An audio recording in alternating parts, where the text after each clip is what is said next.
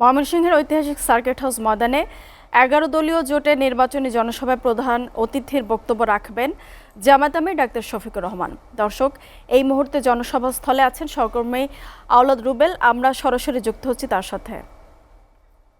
রুবেল, জনসভাকে ঘিরে ১১ দলীয় জোটের নেতাকর্মীরা কি বলছেন এ বিষয়ে আমাদেরকে জানান। চলো একসাথে গড়ি বাংলাদেশ, এই স্লোগানকে সামনে নিয়ে আজকে ময়মনসিংহের ঐতিহাসিক সার্কিট হাউস ময়দানে শুরু হয়েছে ১১ দলীয় জোটের নির্বাচনী জনসভা।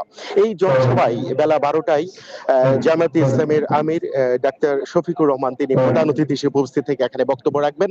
ইতিমধ্যে মঞ্চ প্রস্তুত করা হয়েছে, বিশাল মঞ্চ প্রস্তুত করা হয়েছে এবং জেলা এবং মহানগরের বিভিন্ন পর্যায়ের নেতৃবৃন্দ তারা কিন্তু মঞ্চে অবস্থান করছেন এবং জেলা এবং জামায়াতের বিভিন্ন স্তরের নেতাকর্মীরা ইতিমধ্যে মাঠে এসে প্রবেশ করেছে। এবং এখানে এবার যে একটি বিশেষ দিক রয়েছে, মহিলাদের জন্য ৫,০০০ চেয়ারের বিশেষ ব্যবস্থা রাখা হয়েছে।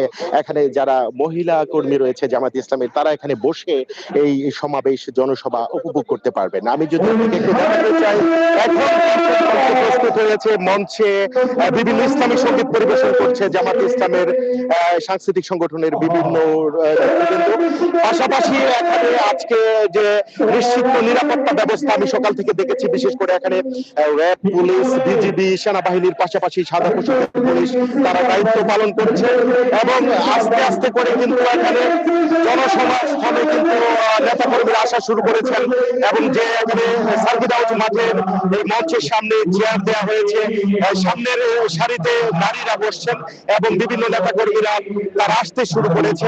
এবং আজকে আমির জামাতের যে এই জনসভা থেকে ময়মনসিংহের 11টি সংসদীয় আসন আছে, 11টি সংসদীয় আসনে জামাত ইসলামের 5টি সহ এনসিপির 1টি এবং খেলাফত মজলিস সহ অন্যান্য আসনে যে সমস্ত প্রার্থী দেওয়া হয়েছে, সেই প্রার্থীদেরকে বিজয়ী করার জন্য এবং এই অঞ্চলের যে সমস্ত সম্ভাবনা সমস্যা রয়েছে সে সমস্ত নানাবিধ প্রতিশ্রুতি দিয়ে এই সাধারণ জনগণের কাছে ভোট চাইবেন আমিরের জামাত ডাক্তার শফিকুর রহমান।